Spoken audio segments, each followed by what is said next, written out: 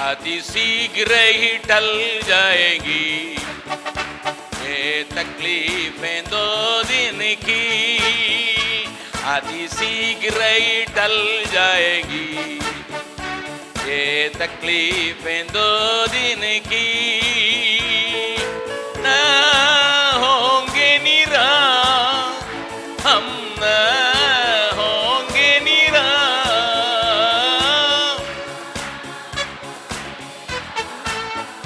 हम न होंगे निराश। अति शीघ्र ही टल जाएगी ये तकलीफें 2 दिन की, अति शीघ्र ही टल जाएगी ये तकलीफें 2 दिन की।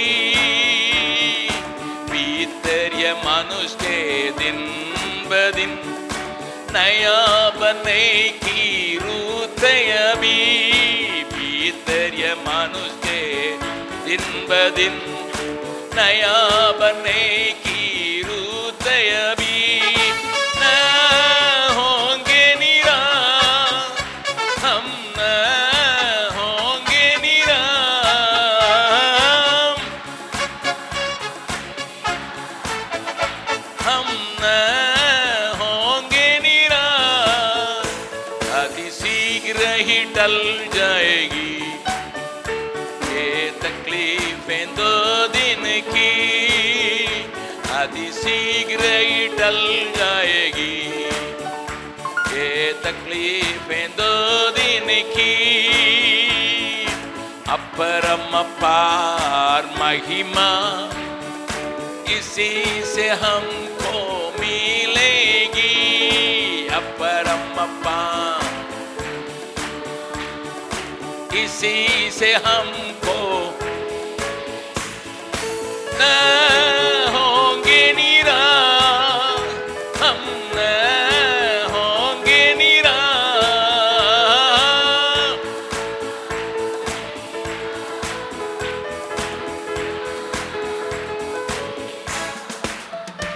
अति शीघ्र ही टल जाएगी ये तकलीफें 2 दिन की, अति शीघ्र ही ये तकलीफें 2 दिन की। देखी दुनिया से मोह नहीं, अंधे के स्वर्ग पे आंख लगी, देखी दुनिया से अंधे की स्वर्ग पे आंख लगी। न हम न होंगे निराश,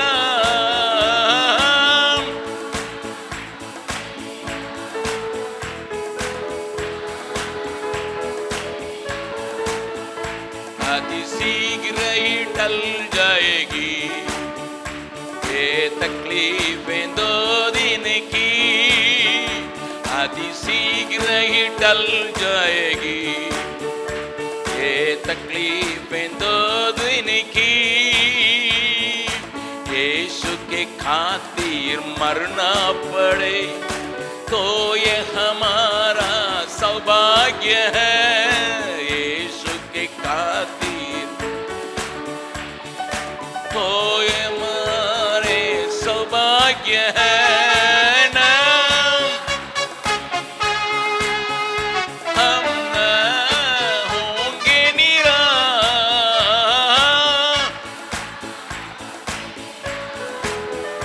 हम न होंगे निराश।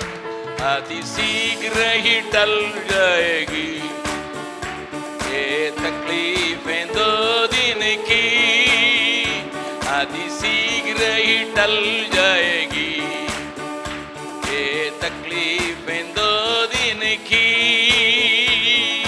महाराजा यीशु आएगा तब हम खुशियाँ मनाएंगे, महाराजा तब हम खुशियाँ मनाएंगे। न होंगे निराश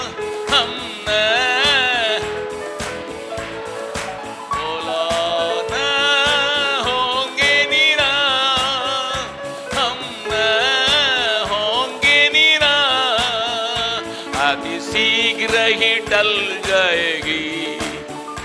ये तकलीफें 2 दिन की अति शीघ्र ही टल जाएगी। ये तकलीफें 2 दिन की महाराजा यीशु आएगा, तब हम खुशियां मनाएंगे।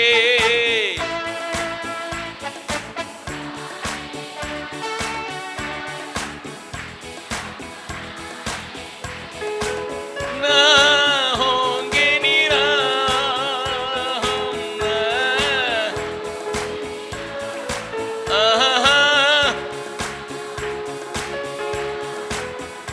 हम न होंगे निराश, अति शीघ्र ही टल जाएगी। ये तकलीफें 2 दिन की अति शीघ्र ही टल जाएगी। ये तकलीफें 2 दिन खड़े हो जाएंगे, अति शीघ्र ही टल जाएगी। ये तकलीफें 2 दिन की।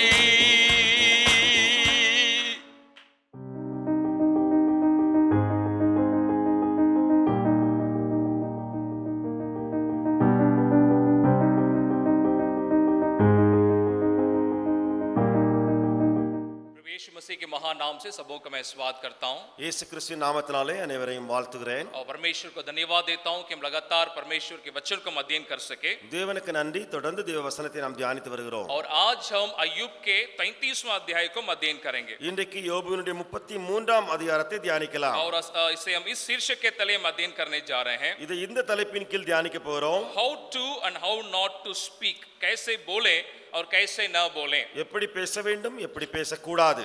और जैसे हम कल 32वां अध्याय से हम इस अध्ययन को हम कर रहे हैं நாம் 32வது அதிகாரத்திலிருந்தே இந்த தலைப்பின் கீழ் தியானித்து வருகிறோம். और यहाँ अय्यूब के तीनों मित्र अय्यूब के साथ कई बातों को वे करने के बाद இங்கே 3 யோபுவுடைய சிநேகிதர்கள் யோபுவோடு கூட अनेक வார்த்தைகளை பேசி தீர்ந்த பின்பு और यहाँ हम अय्यूब के साथ एक चौथा एक मित्र एलीहू उनके बातों को रखते हुए हम 32वां अध्याय से हम देख रहे हैं। இப்பொழுது 32வது அதிகாரத்திலிருந்து யோபுவினுடைய ஒரு 4வது சிநேகிதன் எலிஹு அவனுடைய காரியங்களை வைக்கிறான். और कल भी हमने किस प्रकार हमें बोलना है, किस प्रकार हमें बर्ताव करना है, उन बातों को हमने कल भी देखा था। நேற்றுக்கும் பார்த்தோம் எப்படி பேச வேண்டும், எப்படி பேசக்கூடாது. और आज भी इस अध्याय में से उस स्पीक शब्द में से 5 बातों को आप अपने दिए हुए पेपर में अब देख सकते हैं। இன்றைக்கும் நீங்கள் உங்கள் கரங்களில் கொடுக்கப்பட்ட பேப்பர்லே ஸ்பீக் என்ற வார்த்தை அதிலே கொடுக்கப்பட்ட 5 எழுத்துக்களின் காரியங்களை பார்க்கலாம். और उनमें से कुछ बातों के ऊपर मैं प्रकाश डालने के लिए कोशिश करूंगा। அவைகளிலிருந்து சிலவற்றை நான் விளக்கி பேசுவேன். और पहले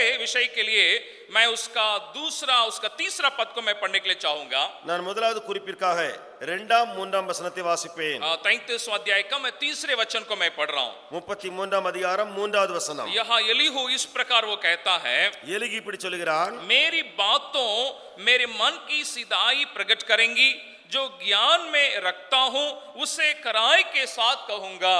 என் வார்த்தைகள் என் இருதயத்தின் உண்மையை ஒத்திருக்கும், நான் அறிந்ததை என் உதடுகள் சுத்தமாய் வசனிக்கும். तो यहाँ 33वां अध्याय में भी एलीहू इस प्रकार कहता है कि मैं किस प्रकार मैं बर्ताव करता हूं, मैं किस प्रकार मैं बोलता हूं। 33ஆம் அதிகாரத்திலும் எலிகு எப்படியா சொல்கிறான், எப்படி நான் பேசுகிறேன், எப்படி என்னுடைய சம்பாஷணை இருக்கிறது என்று. वो ये कहता है मैं मन की सीधाई से और कराई से मैं बोलने वाला हूं। அவன் சொல்கிறான், இருதயத்தின் உண்மை, அவர் இருதயத்திலே காணப்படுகிற நேர்மை, அதிலிருந்து பேசுவேன். और जरूर हम जैसे मैं कल के अध्ययन में मैं कहा था, நேற்றைக்கு தியானிக்கும் போது சொன்னேன், एलीहू जरूर कई अच्छी बातों को कहता है, जैसे अय्यूब के तीनों मित्रों ने भी कहा था।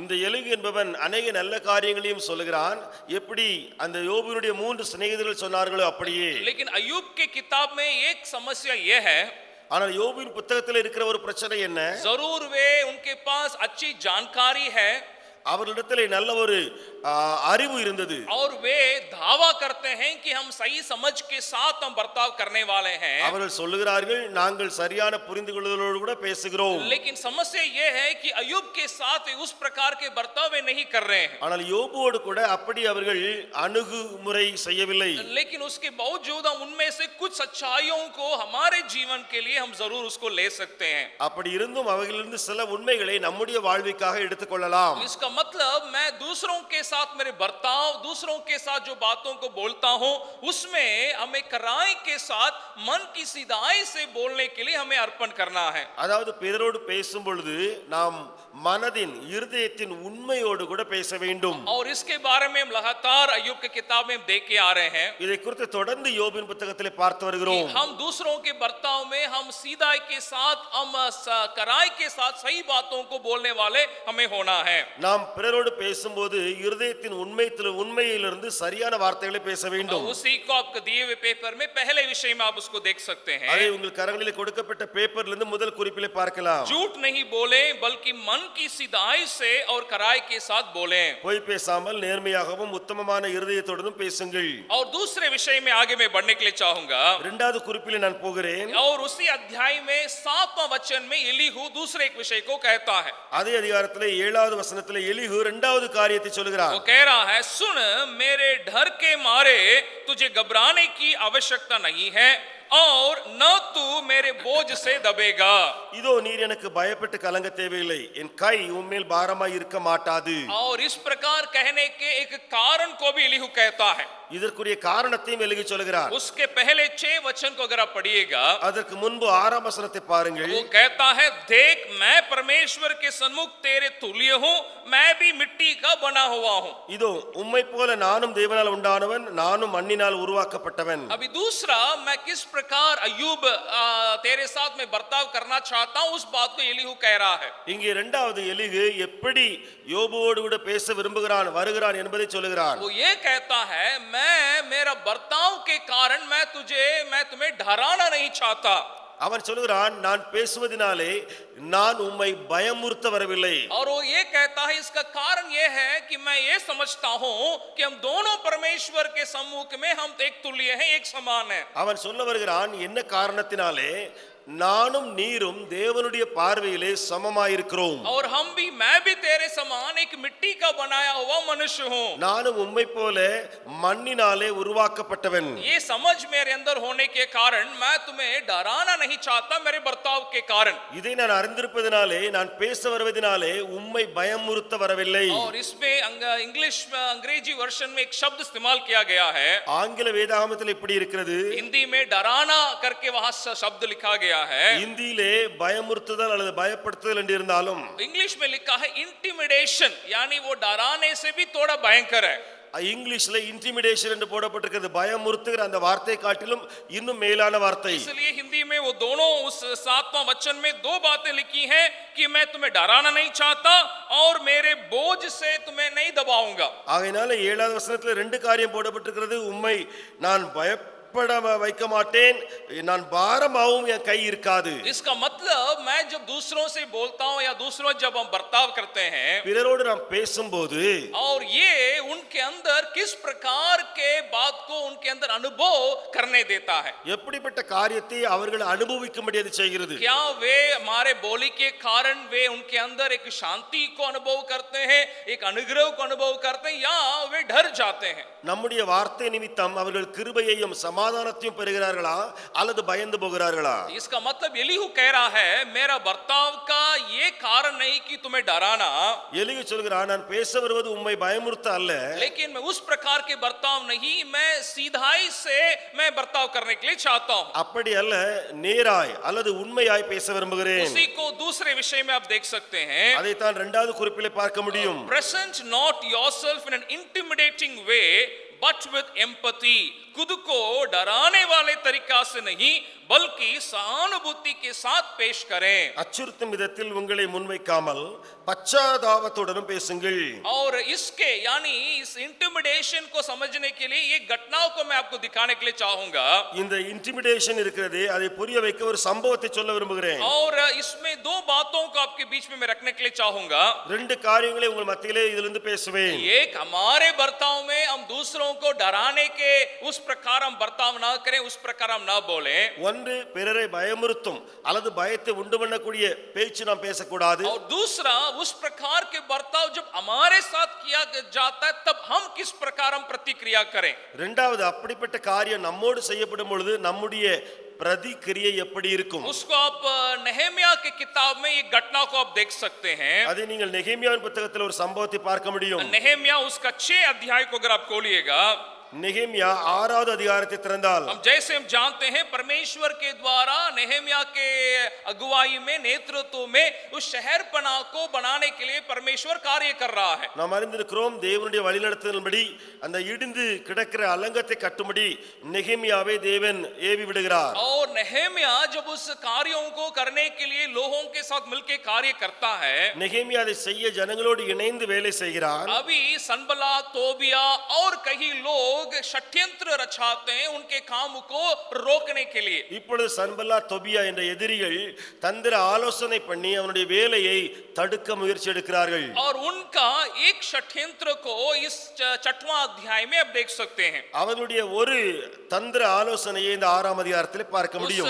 नेहेमिया 6 अध्याय का 9 वचन को मैं पढ़ रहा हूं। நெகேமியா 6:9 நான் வாசிக்கிறேன். वे सब लोग यह सोचकर हमें डराना चाहते थे उनके हाथ ढीले पड़े और काम बंद हो जाए, परंतु अब हे परमेश्वर तू मुझे हियाव दे।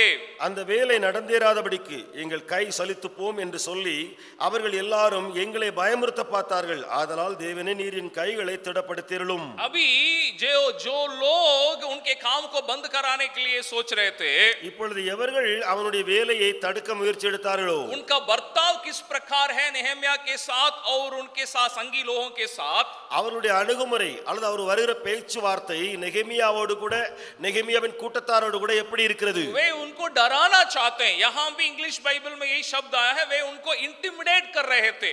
அவர்கள் இந்த கூட்டத்தை பயமுறுத்த விரும்பினார்கள். ஆங்கிலத்தில் இப்படித்தான் வருகிறது, இன்டிமிடேட். और यहाँ उनका जो इंटिमिडेशन है, उनका डराना एक दूसरा प्रकार का है, एक चालाकी के साथ है। இவர்கள் பயமுறுத்த வருகிற அல்லது இன்டிமிடேட் பண்ணுகிற அந்த காரியம் ஒரு தந்திரமாய் பயமுறுத்தக்கூடிய அளவில் இருக்கிறது. वे अपने को कैसे पेश करते हैं? पहले தங்களை எப்படி அவர்கள் முன் வந்து சொல்லுகிறார்கள்? जैसे कि नेहेमिया को बचाने के उस प्रकार से अपने को पहले पेश करते हैं, चालाकी से। தந்திரமாய் நெகேமியாவை காப்பாற்ற வேண்டும் என்ற எண்ணத்தோடு வருகிறவர்கள் போல் தெரிகிறது. और उसी के बीच में, उसी के द्वारा उसको डराने के लिए वहां कोशिश कर रहे हैं। அதன் மூலமாக அவனை பயமுறுத்த முயற்சி எடுக்கிறார்கள். और उसी को नेहेमिया जान लेता है, पहचान लेता है। அதை நெகேமியா அறிந்து கொள்கிறான். उसी को 12वां वचन में आप देख सकते हैं। அது வசனம் 12 பார்க்கிறோம். कहता है, फिर मैंने जान लिया कि वो परमेश्वर का भेजा नहीं है, परंतु उसने हर बात ईश्वर का वचन कहकर मेरी हानि के लिए कही, क्योंकि तोबिया और सनबलात ने उसे रुपया दे रखा था। தேவன் அவனை அனுப்பவில்லை என்றும் தொபியாவும் சன்பலத்தாவும் அவனுக்கு கூலி கொடுத்ததினால் அவன் எனக்கு விரோதமாய் அந்த தீர்க்கதரிசி சொன்னான் என்றும் அறிந்து கொண்டேன். और इसका कारण क्या है उसको वो 13वां वचन में कहता है। இதற்கு காரணத்தை 13ஆம் வசனத்தில் சொல்கிறார். उन्होंने इस कारण रुपया दे रखा ताकि मैं डर जाऊं। நான் பயந்து அப்படி செய்யும்படி அப்படி கை கூலி கொடுத்திருந்தார்கள். इसका मतलब उसको डराने के उस विचार से वहां पे लोग कार्य कर रहे हैं. அவனை பயமுறுத்தக்கூடிய எண்ணத்தோடு கூட கிரியை செய்கிறார்கள். लेकिन अभी इस इन परिस्थिति में नेहेमिया का प्रतिक्रिया को देखिएगा. இந்த சூழ்நிலையிலே நெகேமியாவினுடைய கிரியை பிரதிக்கிரியை என்ன? 14 वचन में उसको आप देख सकते हैं. 14 वो ये इस प्रकार प्रार्थना कर रहा है, हे मेरे परमेश्वर, तोबिया, संबलत और नोवादिया, नबिया और अन्य जितने नबी मुझे डराना चाहते थे, उन सब के ऐसे ऐसे कामों की सुधि रख. என் தேவனே, தொபியாவும் சன்பலாத்தாவும் செய்த இந்த செயலுக்கு தக்கதாக நீர் அவர்களையும் நோவதியால் என்னும் தீர்க்கதரிசியானவளையும் எனக்கு பயமுண்டாக்க பார்த்த மற்ற தீர்க்கதரிசிகளையும் நினைத்துக் கொள்ளும். एक तरफ में हम किस प्रकार हमें बर्ताव नहीं करना है उसको हम देख सकते हैं इस घटना में. ஒருபுறம் இந்த சம்பவத்திலிருந்து எப்படி பேசக்கூடாது, அணுகக்கூடாது என்று பார்க்கிறோம். एक वो नेहेमिया को डराने के लिए, इंटिमिडेट करने के लिए वो बोल रहे हैं, कार्य कर रहे हैं। ஒன்று நெகேமியாவை பயமுறுத்த இன்டிமிடேட் பண்ண பேசுகிறார்கள். और दूसरे तरफ में उसका प्रतिक्रिया को नेहेमिया से भी हम देख सकते हैं। இரண்டாவது நெகேமியாவினுடைய பதில் அல்லது நெகேமியாவுடைய பிரதிக்கிரியை பார்க்க முடியும். 9 वचन में और 14 वचन में हमने क्या देखा? 9:14 வசனங்களில் என்ன பார்த்தோம்? वो उन बातों को परमेश्वर के पास वो रख रहा है। அவன் அந்த காரியங்களை தேவனண்டையிலே சொல்கிறான். जरूर वो डराने के उस परिस्थिति में लोग उसके साथ चालाकी से षड्यंत्र रचा रहे हैं। அந்த பயமுறுத்துகிற சூழ்நிலையிலே ஜனங்கள் தந்திர ஆலோசனையாய் நெகேமியாவோடு பேசுகிறார்கள். लेकिन उसके प्रतिक्रिया में उस प्रकार का बर्ताव को नेहेमिया नहीं करता है। ஆனால் பிரதிக்கிரியை அதற்கு பதில் சொல்லும் பொழுது நெகேமியாவிலே அந்த எந்த ஒரு எண்ணமும் கிடையாது. वो एक ही काम करता है, उन बातों को परमेश्वर से कहता है कि हे परमेश्वर आप इसको सुधी लीजिए। ஒன்றே ஒன்று செய்கிறான், அந்த காரியத்தை எல்லாம் தேவனண்டையிலே கொண்டு போய் தேவனே நினைத்தருளும் என்று சொல்கிறான். और ये कहता है प्रभु मुझे आप हियाव दीजिए। சொல்கிறான் தேவனே எனக்கு தைரியம் தாரும். तो इसका मतलब हम दूसरा विषय इस 33वां अध्याय अय्यूब में से हम क्या देख रहे हैं? இரண்டாவது நாம் இரண்டாவது குறிப்பு இந்த யோபுனுடைய 33ஆம் அதிகாரத்திலிருந்து हम दूसरों से हमारा बर्ताव में या हमारे बोली में दूसरों को इंटिमिडेट करने या डराने के जैसा ना होना है। பிறரோடு அணுகும்போது பேசும்போது பயமுறுத்தக்கூடிய பயப்படக்கூடிய காரியங்களை சொல்லக்கூடாது. तीसरे एक बात को भी मैं दिखाने के लिए चाहूंगा। மூன்றாவது ஒரு குறிப்பையும் சொல்லட்டும். और इस अध्याय में बार एलीहू एक बात को अय्यूब को कहता है। திரும்ப திரும்ப எலிகு யோபுனிடத்தில் ஒரு காரியத்தை சொல்லுகிறார். तू मेरे बात को सुनो, तुम मेरे बात को सुनो। நீர் என் பேச்சை கேளும். यहाँ पे अगर आप उसके 31वां वचन को अगर आप देखिएगा, 31ஆம் வசனத்தை பார்த்தால் वो कहता है ए अय्यूब कान लगाकर मेरी सुन, चुप रह मैं और बोलूंगा। யோபே நீர் கவனித்து என் சொல்லை கேளும், நான் பேச போகிறேன். वैसे 33वां वचन को भी देखिएगा, வசனம் 33 यदि नहीं तो तू मेरी सुन, चुप रह मैं तुझे बुद्धि की बात सिखाऊंगा। ஒன்றும் இல்லாதிருந்தது ஆகில் நீர் என் சொல்லை கேளும், மௌனமாயிரும் நான் உமக்கு ஞானத்தை போதிப்பேன். इस 32 और 33 दोनों अध्याय में एलीहू का ये कहना है। 32 33 அதிகாரத்தில் எலிகு என்ன சொல்ல வருகிறார்? वो चाहता है कि अय्यूब एलीहू के बात को सुने।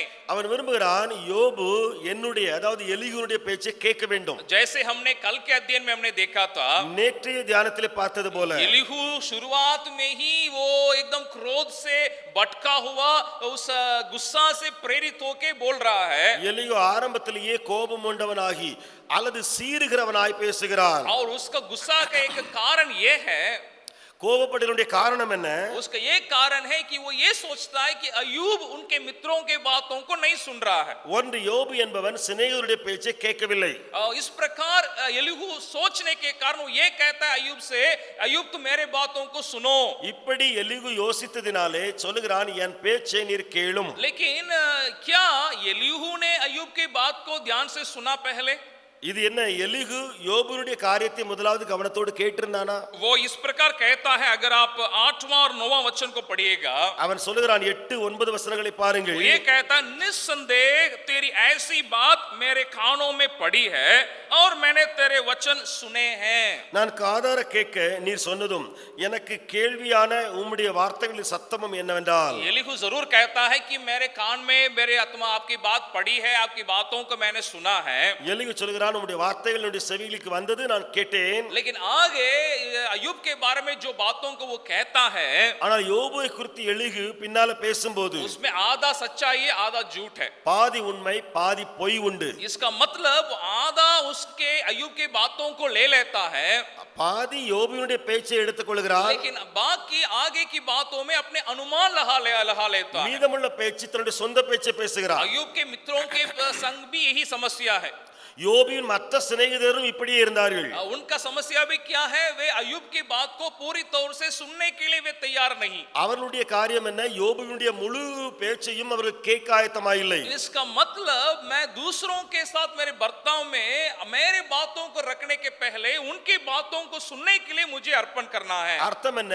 நான் என்னுடைய காரியங்கள் எல்லாம் பிறருக்கு சொல்வதற்கு முன்பதாக அவர்களுடைய பேச்சை நன்றாய் கேட்க வேண்டும். उसी को अब तीसरे विषय में आप देख सकते हैं। அதை மூன்றாவது குறிப்பிலே பார்க்கிறோம். Expect not others to hear you unless you listen to them. जब तक आप दूसरों की नहीं सुनते तब तक दूसरों से आपकी बात सुनने की अपेक्षा ना करें। மற்றவர் சொல்வதை நீங்கள் கேளாமல் மற்றவர்கள் உங்கள் பேச்சை கேட்க வேண்டும் என்று எதிர்பார்க்காதீர்கள்.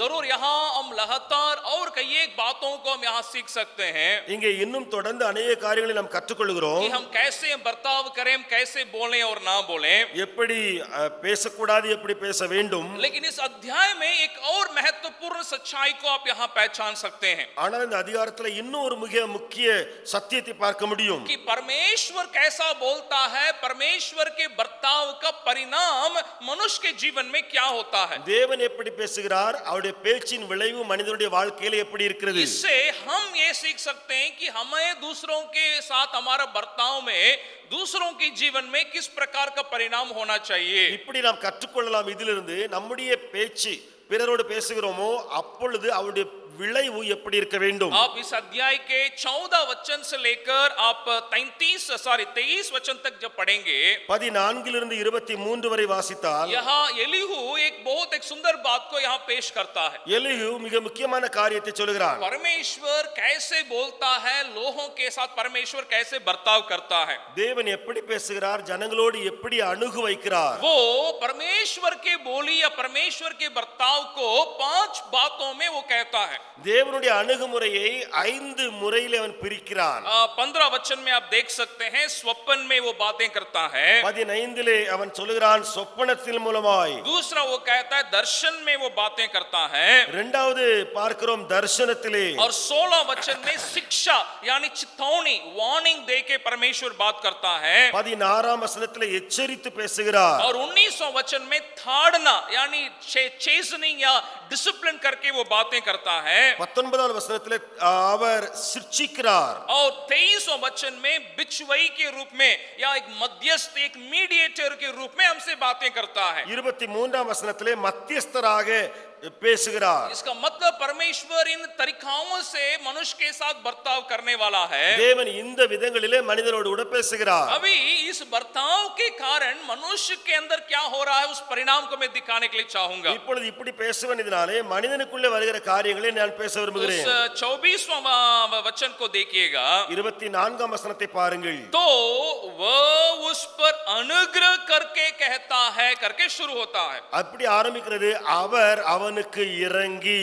इसका मतलब परमेश्वर का बर्ताव, परमेश्वर जिस प्रकार बर्ताव करता है उसमें हम क्या देख सकते हैं, परमेश्वर के अनुग्रह को हम देख सकते हैं। தேவன் பேசுகிறது அல்லது தேவன் அணுகுகிறது எப்படி பார்க்கிறோம், அவர் இறங்கி செய்கிறார். हम इसको पहले भी हमने कुलुसियों की पत्री में हम इसके पहले के अध्यायों में हमने देख चुका है। நாம் கொலோசியருக்கு எழுதின நிருபத்திலே இதுக்கு முன்பு தியானித்த பொழுது அதை பார்த்திருக்கிறோம். जहां पौलुस ये कहता है कि दूसरों के साथ तुम्हारा बर्ताव में तुम्हारा बोली अनुग्रह से भरा हुआ होने पाए। பிறரோடு பேசும் பொழுது உங்களுடைய வார்த்தைகள் கிருபை நிறைந்ததா இருக்கட்டும். ये कहता है उस जिसके द्वारा दूसरों के अंदर अनुग्रह आने पाए। அதாவது அவன் சொல்கிறான் இதன் மூலமாக பிறருக்குள் கிருபை பெருகட்டும். इसका मतलब परमेश्वर कई तरीकाओं से जरूर हमसे बर्ताव करता है। உண்மைதான், தேவன் பல விதங்களிலே நம்மோடு கூட वो பேசுகிறார். स्वप्न में दर्शन की बर्ताव क्यों न हो, சொப்பனமோ தரிசனமோ या हमें चितौनी देकर हमें ताड़ना देने की बर्ताव क्यों ना हो, அல்லது எச்சரிப்பு கொடுத்து கண்டித்து உணர்த்துகிற காரியமோ, इन सारे बर्ताव में अनुग्रह के साथ हमसे बर्ताव करने वाला परमेश्वर है। இந்த எல்லா காரியங்களிலேயும் இரக்கத்தோடு கிருபையோடு நம்மோடு கூட அணுகுகிறார். इससे हम क्या हम सीखते हैं, இதிலிருந்து நாம் என்ன கற்றுக்கொள்கிறோம்? मैं भी दूसरों के साथ जब मैं बर्ताव करता हूं, நானும் பிறரோடு பேசும்போது अगर मैं एक अच्छे बातों को, उनके तारीफ की बातों को उनसे बर्ताव करने की बात क्यों ना हो, ஒருவேளை அவர்களை புகழக்கூடிய அவர்களுக்கு புகழக்கூடிய காரியமா இருந்தாலும் या दूसरे तरफ में ताड़ना देने की बर्ताव भी क्यों ना हो, அல்லது சிக்ஷைக்கு உரிய காரியமா இருந்தாலும் சரி, सारे बर्ताव में अनुग्रह होना जरूरी है, ग्रेशियस होना जरूरी है। எல்லா அணுகுமுறையிலும் கிருபை இரக்கம் இருக்க வேண்டும். अभी एलीहू आगे जाके उसके द्वारा मनुष्य के अंदर क्या परिणाम होता है उसको भी वो दिखाता है। எலிகு பின்னால போய் மனிதனுக்கு உள்ளே உண்டாகிற விளைவை சொல்லுகிறார். उसको भी आप देख देखिएगा उस 24 वचन से आप उसको देख सकते हैं 28 तक के वचनों में 24 28 வரை வசனங்களிலே பார்க்கலாம். बस उन शब्दों को मैं आपको दिखा के अंत करना चाहूंगा. நான் அவன் சொல்லுகிற வார்த்தைகளை மட்டும் சொல்லி முடிக்கிறேன். 24वां वचन में पहला परिणाम परमेश्वर का बर्ताव यह है कि वो छुड़ाया जाता है. 24 வசனத்திலே அதனுடைய விளைவு என்ன இருக்கும்? அவர் மீட்க விரும்புகிறார். 25वां वचन में कहता है कि वो लौटा आए. जो उस मनुष्य के साथ परमेश्वर बर्ताव करता है, परमेश्वर चाहता है कि वो लौटे, so that he may return. 25வது வசனத்திலே அவனுக்கு திரும்ப அந்த வால வயது அல்லது திரும்ப அந்த நன்மைகள் கிடைக்கும். और वैसे अगर आप 26वां वचन को देखिएगा, परमेश्वर के बर्ताव के द्वारा मनुष्य जो का त्यों होना परमेश्वर का विचार है. 26வது வசனத்தை பாருங்கள். அவன் அந்த மனுஷனுக்கு அவனுடைய நீதியின் பலனை கொடுப்பார். वैसे 28वां वचन में उसका परिणाम क्या है कि वो बचाया जाए. 28வது வசனத்திலே அதனுடைய விளைவு என்ன? அவன் ரட்சிக்கப்படுவான். इसका यहाँ पे इन चारों परिणाम को मैं इंग्लिश में भी उस वचन को देना चाहता हूँ. बहुत सुंदर ढंग से इंग्लिश का अनुवाद लिखा गया है. இந்த 4 விளைவுகளையும் நான் ஆங்கிலத்தினுடைய காரியங்களை சொல்ல விரும்புகிறேன். மிக அருமையாய் ஆங்கிலத்தில் இருக்கிறது. पहला उसका परिणाम है रैंसम, जो 24वां वचन में है. 24ஆம் வசனத்திலே முதலாவது விளைவு ransom. और 25वां वचन में लौटा लाना, इसका मतलब रिटर्न, उसको वापस लाना. 25வது வசனத்திலே ரிட்டர்ன், அதாவது திரும்ப பெறுதல். तीसरा ज्यों का त्यों करना, यानी रीपे करना, रिस्टोर करना. 26வது வசனத்திலே ரீபே, ரெஸ்டோர். 28 वचन में बचाना यानी रिडीम करना. 28வது வசனத்திலே ரட்சித்தல், அதாவது ரிடீம். इसका मतलब मेरे दूसरों के साथ बर्ताव अनुग्रह से भरा रहना जरूरी है. முதலாவது பிறரோடு அணுகும்போது கிருபையுள்ள வார்த்தைகள். और उसका परिणाम लोगों के अंदर इस प्रकार होना जरूरी है. அதனுடைய விளைவு ஜனங்களுக்குள்ளே இப்படி இருக்க வேண்டும். इसका मतलब लोगों को मैं वापस रिस्टोर करने के लिए, लौटाने के लिए मेरे बर्ताव होना है. ஜனங்களை திரும்ப அந்த நிலைமைக்கு கொண்டு வர, ரெஸ்டோர் பண்ணக்கூடிய அளவு பேச வேண்டும். उनको पीछे ढकेलने के, उनको भगाने के विचार से बर्ताव नहीं. அவர்களை தள்ளிவிட அல்லது புறக்கணிக்க அளவுக்கு நாம் பேசக்கூடாது. और उनकी बातों को वापस वे पाने के विचार से मैं बर्ताव करना है. वे उस पे रीपे होने के लिए बर्ताव करना है. அதாவது ரிப்பேர், அதாவது திரும்ப அந்த காரியங்களுக்குள் வருவதற்கான காரியத்தை நாம் பேச வேண்டும். इसमें मैं हिंदी का अनुवाद यहाँ बहुत सुंदर है. இந்தி மொழிபெயர்ப்பு மிக நன்றாக இருக்கிறது. 26वां वचन कहता है कि वो मनुष्य को ज्यों का त्यों कर दे. 26வது வசனத்திலே அவர் மனிதன் எப்படி இருந்தானோ அந்த நிலைமைக்கு அவர் கொண்டு வருகிற மாதிரி, यानी मेरे बर्ताव परमेश्वर के जैसे अनुग्रह से भरे रहने के लिए अर्पण करें.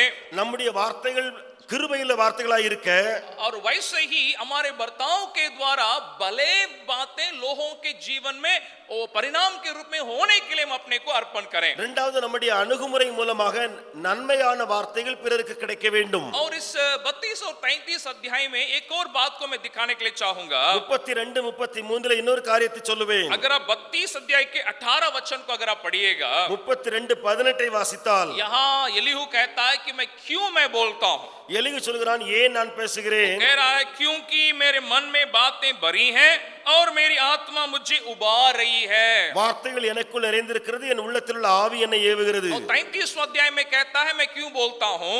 அங்கே 33ஆம் அதிகாரத்தில் சொல்கிறான், ஏன் பேசுகிறேன்? दूसरा वचन को देखिए, வசனம் 2, मैंने तो अपने मुंह खोला है और मेरी जीभ मुंह में छुलबुला रही है. என் வாயை இப்பொழுது திறந்தேன், என் வாயிலிருந்து என் நாவானது பேசும். दोनों वचनों में एलीहू कहता है कि मेरा बोलने का कारण क्या है, अय्यूब के साथ बर्ताव करने का कारण क्या है. ரெண்டு வசனங்களிலும் யோபுவோடு நான் ஏன் பேசுகிறேன் என்று சொல்லி காரணத்தை சொல்லுகிறார். इन दोनों में इंग्लिश का अनुवाद में एक ही शब्द इस्तेमाल किया गया है. இந்த ரெண்டிலேயும் ஆங்கில மொழிபெயர்ப்பில் ஒரே ஒரு வார்த்தை. वो कहता है my spirit constrains me. वो कहता है मेरी आत्मा मुझे उबार रहा है. என்னுடைய ஆவி என்னை ஏவுகிறது. वो कहता है मैं मेरे शब्दों से मेरे अंदर में भर गया, मेरी आत्मा मुझे उबर रहा, इसलिए मैं बोल रहा हूँ. வார்த்தையினாலே என் இருதயம் நிரம்பி என் ஆவி என்னை ஏவுகிறதுனால பேசுகிறேன். दूसरे शब्दों में कहा जाए, मैं अपने अब शब्दों से भरा हुआ आत्मा से, अपने आत्मा से विवश होकर मैं बोलता हूं। இரண்டாவது இப்படி சொல்ல போனால் வார்த்தையால் நிரம்பி இருக்கிறேன், என் ஆவியினால் ஏவப்பட்டு பேசுகிறேன். जैसे हमने कल के अध्ययन में मैं कहा, वो लगातार कई लोगों के, मित्रों की बातों को, अय्यूब की बातों को सुन के आया है। நேற்றைய தினத்தில் நாம் பார்த்தோமே, அவன் சிநேகிதருடைய வார்த்தைகளை, யோபுவின் வார்த்தைகளை கேட்டுக்கொண்டே வந்தவன். अभी उससे अभी रुका नहीं जा रहा है, அவனால இப்பொழுது தாங்க முடியவில்லை. इसलिए वो कहता है मेरा पूरा मैं बातों से मैं भर गया हूं, इसे विवश होकर मैं बोलना चाहता हूं। ஆகையினால அவன் சொல்லுகிறான், வார்த்தையால நிரம்பி இருக்கிறேன், அதனால ஏவப்பட்டு பேச போகிறேன். यहाँ एक और फर्क को, एक अंतर को मैं पौलुस के बातों से दिखाने के लिए चाहूंगा। இங்கே ஒரு வித்தியாசத்தை பவுலின் காரியத்திலிருந்து சொல்ல விரும்புகிறேன். उस वचन को बाद में पढ़िएगा, दूसरा कुरिन्थियों 5वां अध्याय का 14 वचन को अगर आप पढ़ेंगे, 2 கொரிந்தியர் 5:14 பின்னாலே வாசித்து பாருங்கள். वहां पौलुस ये कहता है, मैं प्रेम से विवश होकर मैं इस बर्ताव को, मैं कार्यों को करता हूं। அங்கே பவுல் சொல்கிறான், நான் அன்பினால் நிறைந்து இந்த காரியத்தை பேசுகிறேன். कहता है लव कंस्ट्रेनथ मी, वो कहता है मैं प्रेम से विवश होता हूं। நான் அன்பினாலே ஏவப்படுகிறேன். यहाँ एलीहू कहता है मैं अपने शब्दों से, मेरे आत्मा से विवश होकर मैं बोल रहा हूं। எலியு சொல்கிறான், என் ஆவியினாலே ஏவப்பட்டு வார்த்தையினால் நிறைந்து பேசுகிறேன். पौलुस कहता है मैं प्रेम से मैं विवश होकर मैं बर्ताव करने के लिए चाहता हूं। அங்கே பவுல் சொல்கிறான், அன்பினாலே ஏவப்பட்டு. और हमें हमारे बर्ताव उस प्रकार प्रेम से विवश होने के लिए अपने को अर्पण करें, நம்முடைய அணுகுமுறை அன்பினாலே பேசக்கூடியதாய், और अनुग्रह से बड़ा होकर हम बर्ताव करें। கிருபையினாலே நிறைந்து நாம் பேச வேண்டும். दूसरों को डराने के विचार से नहीं, उनको समझ करके उनको पुनर्स्थापित करने के विचार के साथ हम बर्ताव करने पाए। பயமுறுத்த அல்ல, அவர்கள் விழுந்த நிலைமையில் அவர்களை தூக்கி நிறுத்துவதற்கான எண்ணத்தோடு பேச வேண்டும். शायद आप लोग जानते होंगे, एक बहुत अच्छे परमेश्वर के दास है, सुसमाचार का प्रचारक डीएल मूडी के बारे में आप सुने होंगे। ஒரு பெரிய பிரசங்கியார் டிஎல் மூடியை குறித்து நீங்கள் கேள்விப்பட்டிருப்பீர்கள். और जिनके प्रचार के द्वारा, सुसमाचार के कार्य के द्वारा कई लोग प्रभु के पास आए हैं। அவருடைய சுவிசேஷ பிரசங்கத்தின் மூலமாக अनेகர் இயேசு வண்டியில வந்திருக்கிறார்கள். वे उनके बचपन में और लड़कपन में वे एक शू के एक शॉप में वे काम करते थे, जूता के दुकान में काम करते थे। அவருடைய பிள்ளை பருவம் அல்லது அவர் சிறு பையனா இருக்கும்போது ஒரு ஷூடைய அந்த கடையில் அவர் வேலை பார்த்து வந்தார். वो उनका चाचा लोगों के द्वारा वो जूता का दुकान रखा गया था। அவருடைய சித்தப்பாமார்கள் மூலமாக அந்த ஷூ கடை வைக்கப்பட்டிருந்துச்சு. गरीब परिवार से इसलिए वहां पे वो काम करते थे। ஏழை குடும்பத்திலிருந்து வந்ததனால ஷூ கடையில் வேலை செய்தார். ज्यादा पढ़ा लिखा वे नहीं थे, அதிகம் படித்தவர் அல்ல.